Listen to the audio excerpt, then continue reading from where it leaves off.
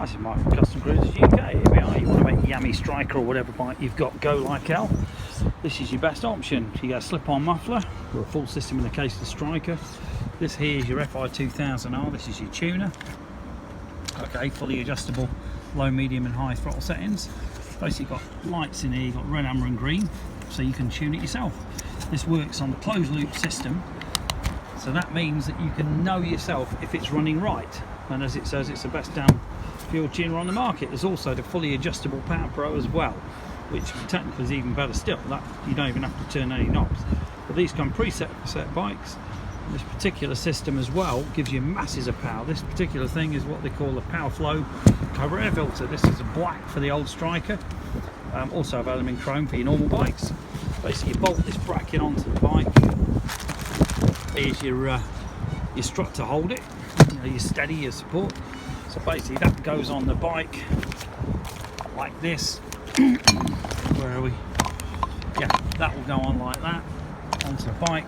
This will then go on, and then you've got your basically your PowrFlo. Now inside, you can see it, but you won't be able to. But inside here, there's like a spike that hangs down. Okay, you see this?